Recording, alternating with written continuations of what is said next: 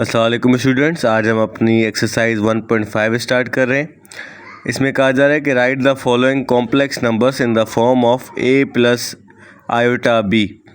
अब यहाँ पर एक चीज़ आप जहन में रखें कि इसमें एक पार्ट होता है रियल, ठीक है, एक रियल होता है, दूसरा होता है इमेजिनरी पार्ट,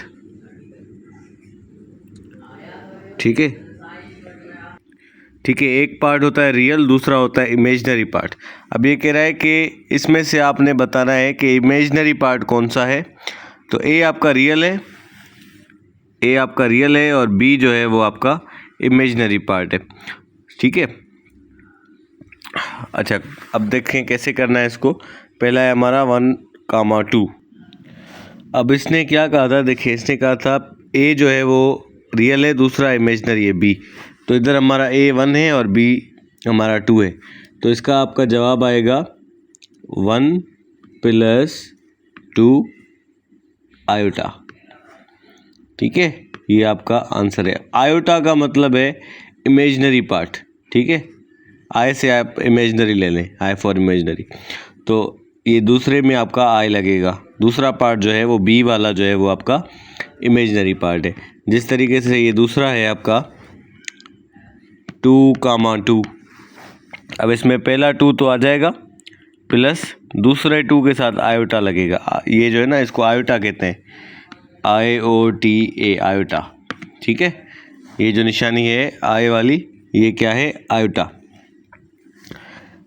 तीसरा है आपका 0, 4। इसमें देखें 0 की कोई वैल्यू नहीं होती, इसलिए हम 0 नहीं लिखेंगे।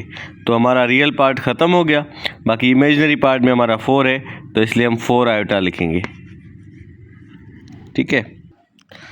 अच्छा, अब ये देखें रियल में हमारे पास क्या है, -1 है, -1 सेम लिखेंगे, प्लस अब ये 1 लिखने की ज़रूरत नहीं होती, 1 की कोई वैल्यू नहीं है, +1 की, इसलिए हम सिर्फ आयोटा लिखेंगे इसकी जगह पे, ठीक है। ये आपका आंसर है।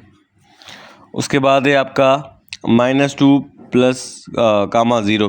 तो -2 हमारा रियल पार्ट आ गया, और इमेजिनरी पार्ट में हमारा 0 है, इसलिए फिर ये सिर्फ हमारा रियल पार्ट ही हम यहाँ पे लिखेंगे, आयोटा लिखने की ज़रूरत नहीं है क्योंकि वहाँ पर 0 है।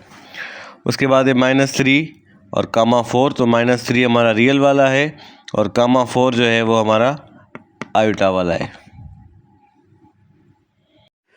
एक्सरसाइज 1.5 में जैसे हमने क्वेश्चन नंबर 1 में पढ़ा कि हमारा जो ए है वो रियल है और बी वाला इमेजिनरी है। इसका मकसद ये था कि जिसमें आयोटा होता है ना, ये वाला आई, तो वो इमेजिनरी होता है, ठीक है। ये अब कंफर्म आपको यहाँ पर होगा। देखें, कह रहा है identify real and imaginary parts. इसमें रियल पार्ट कौन सा है और इमेजिनरी पार्ट कौन सा है, ठीक है। ये कॉम्प्लेक्स नंबर से, कॉम्प्लेक्स नंबर का मतलब होता है जिसमें रियल भी हो, इमेजिनरी भी हो। अब इसमें आप देखें आयोटा किस में है, 1 में है या 2i में है। तो 2 में जो है आपका आयोटा है, ये आपका इमेजिनरी है। इसमें इमेजिनरी कौन सा है, 9 वाला आपका इमेजिनरी है। इसमें इमेजिनरी कहाँ पर है, इसमें इमेजिनरी कहाँ पर है, इसमें कहाँ पर है और इसमें कहाँ पर है, ये आपने बताना है। तो आए इसको सॉल्व करते हैं। पहले वाले में जो आपका रियल है वो 1 है, और जो इमेजिनरी है वो 2 है। तो आप लिखेंगे किस तरीके से, रियल आपका है 1 और इमेजिनरी है 2, ठीक है। इधर आयोटा लिखने की ज़रूरत नहीं है, बस आपने बताना है कि रियल वाला 1 है, इमेजिनरी 2 है। इस तरीके से आपने कॉलम बना लेना है, ठीक है। दूसरे में देखें 9 आपका क्या है, ज़रूरी नहीं है कि इस तरफ हो वो इमेजिनरी हो या इस तरफ हो वो रियल हो। जिसमें आयोटा होगा वो आपका इमेजिनरी होगा। तो 9 आपका क्या है, इमेजिनरी है। तो आप 9 को लिखेंगे इमेजिनरी में, और अपना 4 को लिखेंगे रियल में। तीसरे में देखें इन्होंने आयोटा नहीं दिया, तो इसलिए हम बी वाले को समझ लेंगे कि इधर वाले को समझ लेंगे कि वो क्या है, आपका इमेजिनरी पार्ट है। तो यहाँ पर आपका आ जाएगा अपना -5, और यहाँ पर आ जाएगा आपका 6, ठीक है। ये -5 हमने रखा रियल में, और ये 6 रखा हमने इमेजिनरी में। उसके बाद देखें ये -1 आपका क्या होगा, रियल होगा, क्योंकि इधर जो है वो आपका इमेजिनरी पार्ट है, तो -1 आपका क्या है, वो रियल है। ये -1 आपका रियल हो गया, सही है। और इस तरफ आपका ये माइनस आयोटा की जगह आपने यहाँ पर भी -1 लिखना है, ठीक है। उसके बाद ये देखें -3/4 है और इधर है आपका 4/5।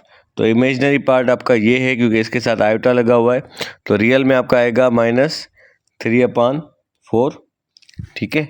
-3/4 आपका रियल में आ गया और इमेजिनरी के साथ क्या लगा हुआ है, 4/5 के साथ आयोटा लगा हुआ है, तो आप लिखेंगे 4/5 ये आपका इमेजिनरी पार्ट है। और यहाँ पर इमेजिनरी कौन सा है आपका, 1 रियल है, -1 जो है वो रियल है और आपका 2 जो है वो इमेजिनरी है। तो सिंपल सी बात यह है कि इमेजिनरी वो होता है जिसके साथ आयोटा लगा हुआ, इमेजिनरी जिसके साथ आयोटा नहीं लगा हुआ वो रियल।